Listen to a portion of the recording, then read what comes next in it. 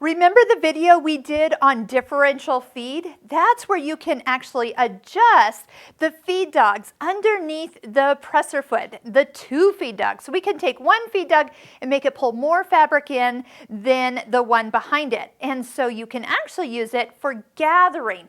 Yes, there are some gathering feet that you can get with the or for the Husqvarna Viking Amber Air S400 serger, but you can do some simple gathering just with the presser foot by lengthening the stitch length, so just like what you do on the sewing machine, and then increasing the differential feed to 2.0, making that front feed dog come get lots of fabric.